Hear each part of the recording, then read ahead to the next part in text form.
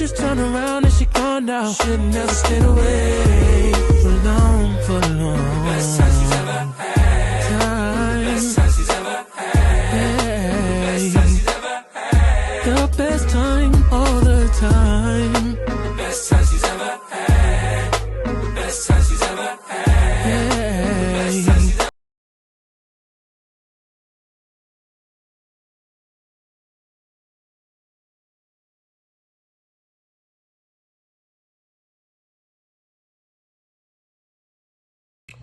Hey guys, so I'm finally at the main part of the video, or the purpose of the video, and I just want to let you know that if you're reading this, it's too late. No, I'm just playing. No, it's not too late. Well, it's kind of like I want you to know that if you're watching this right now, and you feel like you're not doing enough, it's never too late. It's not too late for you. I used to scroll through Instagram, right? And I used to feel like I was behind in life. Seeing people with crazy cars and these nice houses and traveling all the time, it makes you question yourself, like, what am I doing? Why does it feel like everyone is always ahead of me? But the more that I paid attention, the more that I started to realize something. What you see online, it isn't fake. It's just not the full story either. It's a version of reality, but it's one that's cropped, it's edited, it's designed to make it look perfect.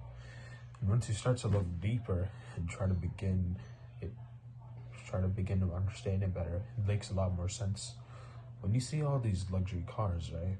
These Lamborghinis, these Rolls Royces, McLarens all on your feed, your first thoughts are that these people own everything outright.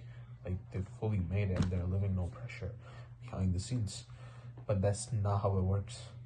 In reality, most cars today, especially the expensive ones, are financed or either leased. This means that monthly payments contrasts long-term commitments attached to something that looks like pure freedom online. So instead of I own this, it's a lot of time it is really just I'm paying for it, and the difference matters more than what people think, because ownership and access are not the same thing. But on social media, they look identical. And once you understand that, you start noticing a bigger pattern. There's an entire system built around looking successful. And not just being successful, just appearing that way. There have been plenty of discussions in financial spaces about how people stretch themselves financially to reach these kind of lifestyles. Low down payments, this rolling in debt from previous cars, just taking on payments, and even that look more manageable short term, but it adds pressure long term. And now think about it. If you go to bed with this burden on you and you keep checking your bank account all the time, oh my gosh, I have this financial burden on me. Like, it doesn't give you peace at times, right? And that's not what you want on your mind. So this pressure creates demand for something else. Access without commitment. And that's why these luxury car rentals and short-term leases, they've grown so fast. Like, this industry has grown so fast.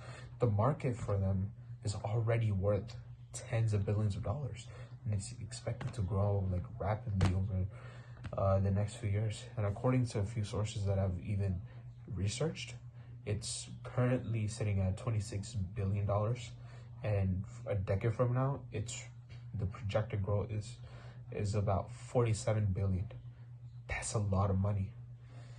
And a lot of that growth isn't just people traveling.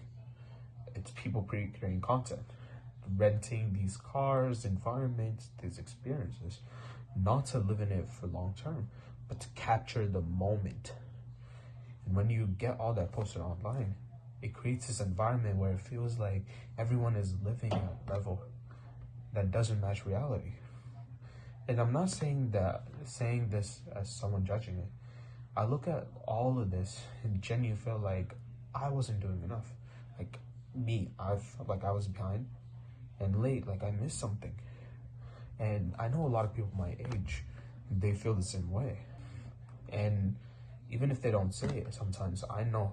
So you start comparing your life to what you see online, and it slowly messes with the way you perceive yourself. But the problem is you're comparing something real to something curated. You're seeing the outcome without understanding the structure behind it. Even with creators you look up to, what's shown publicly is usually just one side of the story.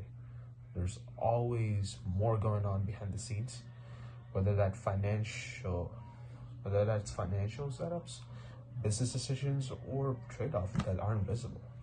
And once you understand that, when I understand that, it changed the way that I looked at everything. Not in a negative way, just in a more real way.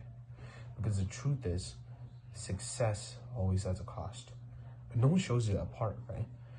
You see what someone has, but not what required to get them there. You look at the guy who goes to the gym and he's in this incredibly buff shape and he looks pretty healthy, and you congratulate him on that and think it's easy, but it's really not. He had to go through countless of months and hours out of their week so that they could achieve what they currently have. So you see what someone has, you just don't see what's required from them. So time, stress, discipline, risk, and consistency, all of that is part of the success, but not what gets posted. And that's when you don't see the cost. It's easy to assume you should already be there, but real success isn't just about what you can show. It's about what you can sustain. It's about having control over your time, your decisions, and your life without constantly being under pressure just to maintain an image. And once you think about it like that, your priorities start to shift. And to be clear, this isn't me saying that nice things is bad. If someone has worked for it, built something real, and you can afford it, then yeah, they should enjoy it, spend it. But people spend money on what matters to them. Some people keep it simple. Some people like cars, they like watches, clothes. It just depends on what they value. The issue isn't the lifestyle itself. It's chasing the appearance of it without building the lifestyle first. The foundation first, not the lifestyle. So at the end of all of this, here's what I've realized. Social media doesn't lie. It just leaves things out. You're seeing results without context. And that can make your own progress feel smaller than it actually is. And once you understand that, and you stop rushing your own life, and you can start focusing on actually what matters to you. Because at the end of the day, even though this might say you're too late, you're not late. You're not late. You're just early in your own process. And instead of trying to match someone's timeline, you should be building something that actually works for you. Something real and sustainable. Because something that doesn't fall apart, you should build something that doesn't fall apart when the camera turns off. So this was me talking to you about what I felt. Just tell me if you like this type of content. If you didn't like it, let me know, because I'm experimenting with different things. I know that I've been a victim to something like this. And I know a lot of people felt a victim to this as well. So do let me know. I may sound a bit cringy or weird on camera, but this is just me adjusting to this new uncomfortable scenario. So, and I'm genuinely doing this not for my own benefit, but to inspire someone else, because I know a lot of people feel this way. So whoever I reach, know that I'm watching and I'm praying for you. Catch you in the next one.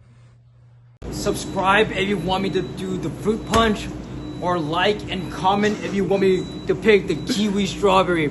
Please hurry. Certified good boy. Shut up, bro.